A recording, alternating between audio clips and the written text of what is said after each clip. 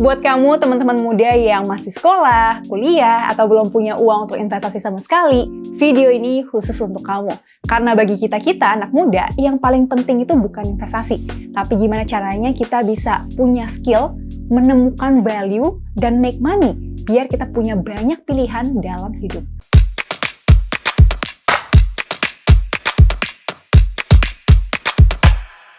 Hai, kabar baik di sini. Semoga di sana juga ya. Sebelumnya, kita mesti sepakat dulu nih untuk satu fakta.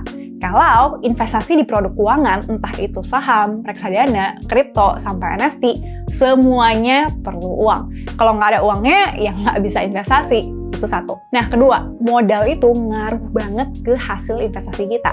Walaupun belum tentu yang terpenting ya. Karena kalau modal kita 10 juta, untung 100% pun jadinya cuma 20 juta. Tapi kalau modal kita 100 juta, untung 10% aja itu udah 100 juta. Nah, sekarang pertanyaannya adalah modalnya dari mana, Kak? Itu kan pertanyaan kalian. Oke, jadi di video ini aku bakal bahas 7 ide penghasilan anak muda yang semuanya pernah aku lakuin. Pertama, ikut lomba. Ini cara pertama aku untuk make money. Dulu pas TK kayaknya aku pernah ikut lomba modeling anak bayi gitu ya. Cuma aku lupa menang atau enggak. Yang pasti kalau menang uangnya pasti udah diambil sama mama aku. Yang aku inget banget tuh pas SD kelas 5. Waktu itu aku ikut lomba catur di Porseni ya. Dan waktu itu aku menang, hadiahnya 500.000. Menurut aku itu lumayan dan gede banget pada saat itu. Nah, sejak saat itu aku jadi suka ikut lomba. Plus, didukung juga sama orang tua dan guru. Teman-teman dan sekolah juga nganggep aku keren, jadi makin semangat lah aku. Nah, di SD sendiri, aku pernah ikut dan menang lomba catur, pidato, voli, dan pramuka. Random-random semua ya. Kebiasaan ikut lomba ini akhirnya berlanjut sampai dengan dewasa, bahkan sampai sekarang. 10 juta dan 100 juta pertama aku yang aku pernah ceritain di video-video ini, juga sebagian besar dari hadiah lomba. Jadi, buat teman-teman yang masih sekolah, wah aku saranin banget sih untuk kalian ikut lomba. Gak mesti pelajaran, bisa juga lomba sastra, olahraga, seni, dan lainnya. Plusnya tuh banyak banget selain uang. Pertama, kita bisa kenal dengan banyak orang baru dan memungkinkan kita untuk ketemu partner atau teman yang bisa saling bermanfaat di masa depan. Kedua, kita tuh bisa bagusin CV dan pengalaman untuk nilai tambah kita pas masuk ke jenjang berikutnya. Ketiga, dengan ikut lomba, kita sekalian mempertajam skill kita yang di kemudian hari bisa naikin value atau nilai diri kita. Dan keempat, tentunya bisa jadi income tambahan yang lumayan selain uang jajan atau beasiswa. Kedua, jualan barang. Nah, sampai sini aku yakin pasti banyak yang nanya, mesti jualan apa? Gak ada ide, Kak. Nah, aku mau bilang, pas muda, kita tuh gak perlu ide cemerlang atau passion untuk bisa menghasilkan uang. Pas SMA, aku jualan wall sticker bisa ngasilin 5 juta. Kemudian pas kuliah, aku jualan pangsit dan buku akuntansi. Semuanya itu random-random, gak nyambung semua. Dan setelah aku pikir-pikir lagi ya, jualan pangsit itu lucu banget sih. Itu benar-benar pagi-pagi aku bangun untuk ngambil pangsitnya ke ibu-ibu, beli 1.000, aku jual 2.000, dan sehari bisa jualan 30 pieces. Dan keuntungan 30.000 itu bisa nutup makan aku sekitar 2-3 hari waktu itu. Apakah jadi reseller pangsit adalah passion aku? Jelas enggak. Tapi kadang kita hanya perlu memulai dari yang super sederhana. Karena yang paling penting adalah proses memulainya itu. Uangnya mungkin kecil, tapi langkah awal itu yang bisa ngebawa kita ke langkah-langkah selanjutnya. Ide itu datang dari dalam dan dari luar. Kalau dari dalam, ya cari tahu apa yang kita bisa, apa yang kita suka, dan skill apa yang kita punya. Itu semua bisa dijual. Kalau dari luar, cari tahu apa yang orang butuh. Ada masalah apa nih di sekitar kita. Nah, in case yang pangsit itu ya, teman-temanku tuh kadang lapar nih pas pagi-pagi atau pas break antar mata kuliah. Dan mereka juga agak mager nih naik turun tangga untuk ke kantin beli pangsit. Jadi, when there is a problem, di situ juga ada opportunity to over solution. Jadi, sukalah dengan masalah. Dan jualan itu nggak perlu gengsian karena uang itu nggak datang dari gengsi atau malu. Ketiga, jualan jasa. Nyambung dari jualan barang, kita juga bisa loh jualan jasa. Dulu pas SMA, aku lumayan sering ikut lomba ekonomi dan akuntansi. Dan waktu itu, wah teman-teman aku tuh stres banget kalau belajar akuntansi. Dan akhirnya minta aku untuk ajarin. Ya udah, akhirnya aku mikir buka les aja. Puji Tuhan rame, jadi duit, dan sekalian bantu temen juga. Nah, masuk kuliah, mama aku tuh beliin aku printer untuk keperluan kuliah. Awalnya, teman-teman tuh suka nitip ngeprint. Lah, kenapa nggak dicuanin aja ya sekalian, aku pikir. Jadi aku desain brosur, print, dan tempel di kamar teman-teman seluruh dormitory aku. Sempet rakus juga waktu itu, tuh dosen suruh anak-anak fotokopi buku pelajaran yang tebalnya 200 halaman. Aku tuh langsung nawarin diri tanpa mikir dulu. Jadinya aku tuh ngabisin waktu seminggu untuk fotokopi pakai printer untuk 20 buku dengan tebal masing-masing tuh 200 halaman. Sampai tintanya habis dan printer aku jadi soak. Tapi anyway, aku mau bilang bahwa kita semua tuh bisa mulai dengan apa yang kita bisa atau apa yang kita punya. Yang jago ngelukis, kenapa nggak bikin gifts dalam bentuk customized art untuk momen-momen penting? Suka fotografi, kenapa nggak jadi freelance photographer wedding pas weekend? Kuliah sastra bahasa Indonesia atau Inggris, kenapa nggak buka jasa bikin subtitle atau translate di berbagai platform? Punya motor bekas, kenapa nggak coba jadi ojol aja?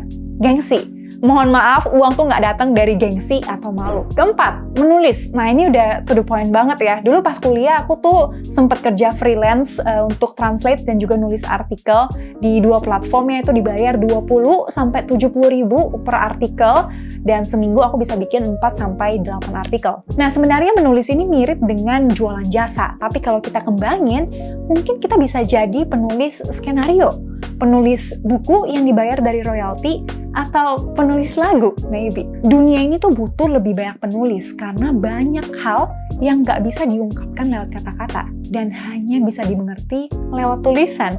Lah, jadi puitis. Iya, aku tuh suka nulis karena awalnya tuh suka puisi. 5. Kerja. Nah, ini juga udah jelas banget. Lamar pekerjaan ke perusahaan, toko, pabrik, intinya kerja sama orang lah. Dan nggak ada yang salah dengan itu. Kalau ada yang bilang nggak mau kerja sama orang, juga nggak apa-apa, tiap orang pasti beda. Yang salah dan nggak baik itu kalau kita ngejatuhin preferensi orang lain dan nggak mau open-minded. Dulu pas SMA, kerjaan pertama aku tuh jaga toko komputer. Random banget kan? Padahal waktu itu aku tuh udah sering ikut lomba-lomba ekonomi. Barulah pas kuliah tahun ketiga, aku terima message di LinkedIn aku kayak gini dan ditawarin kerja di Sukor Sekuritas. Nah waktu itu sebenarnya aku masih kuliah, jadi kalau aku ada kelas, biasa jam 1 aku baru ke kantor di Jakarta. Kalau aku nggak ada kelas, aku bangun pagi-pagi jam 4, udah kayak sahur ya, untuk ngejar angkot jam 4.30, biar bisa naik bus jam 5, biar nyampe ke Jakarta jam 6, dan bisa nyampe kantor sebelum jam 7 pagi. Soalnya kalau di sekuritas itu masuknya lumayan pagi, karena ngejar sebelum market buka jam 9. Walaupun penuh dengan perjuangan, tapi gajinya lumayan banget waktu itu. Pas 2 bulan pertama, gajiku tuh 2,7 juta per bulan, terus naik jadi 4,5 pas aku udah bisa full time. Bulan ke-7 naik ke 8, dan bulan ke-12 jadi 11 juta. Hah? Kok bisa gitu, Kak? Kuncinya menurut aku pertama, ketemu bos dan mentor yang tepat. Ini kadang hoki-hokian, jadi I would say ini keberuntungan dan privilege besar aku pas awal kerja.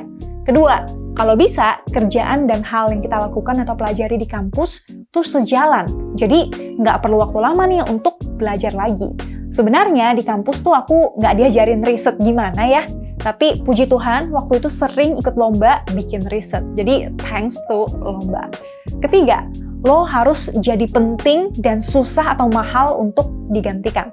Pas aku masuk, lagi ada perombakan besar di perusahaan. Dan produk yang aku kerjain saat itu dijadiin flagship produk atau produk yang ngebedain perusahaan kita dengan yang lain. Alhasil, aku sering diajak ketemu dengan klien untuk memperlancar proses deal apapun. Keenam, ngonten. Kalau ini mungkin yang paling mainstream di zaman sekarang kali ya. Dulu, 4 tahun lalu aku bikin video pertama di YouTube tuh sama sekali nggak kepikiran ini bisa diduitin. Karena waktu itu simple, aku pengen jawab pertanyaan teman-teman sekitar aku aja. Daripada aku ketik dan balas satu-satu, ya aku suruh mereka nonton video aku aja. Waktu itu emang nggak banyak yang bahas uang di social media, dan puji Tuhan dilancarkan sampai hari ini.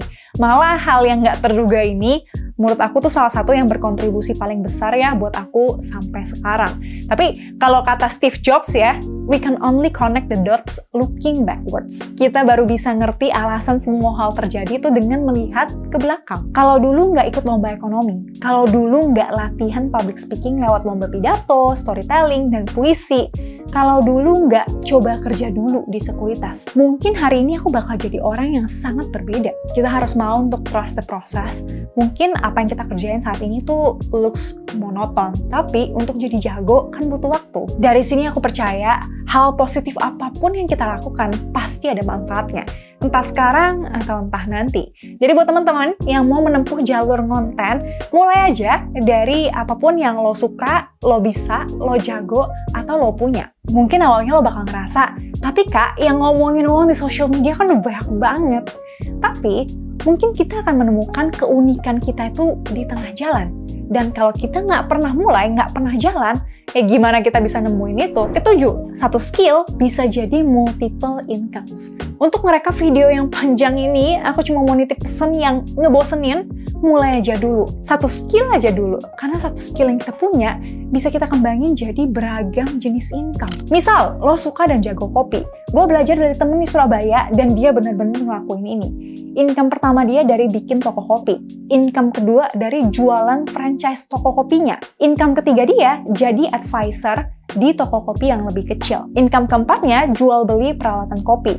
Dan income kelima yang aku saranin, dia bisa aja nih bikin konten tentang kopi.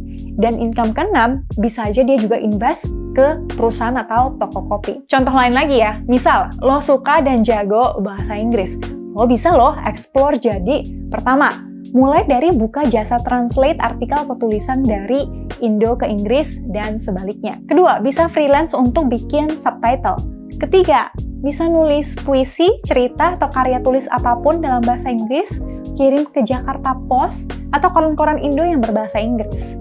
Keempat, bisa ikut lomba pidato dan storytelling bahasa Inggris. Kelima, bisa bikin konten tentang bahasa Inggris kayak Aaron English. Keenam, bisa jadi translator di perusahaan. Jadi, aku tantang kalian untuk nulis satu skill yang low banget di komen. Nanti aku dan Amin, teman-teman online, bakal saling bantu untuk nambahin ide income apa ya dari satu skill yang lo punya. Nah, udah 7 ide yang aku bahas. Kalian juga welcome banget untuk nambahin ide atau berbagi pengalaman kalian di komen, biar kita saling belajar. Intinya mah, kalau kita mau kaya sekarang, kita harus jago make money dan menguasai high income skills.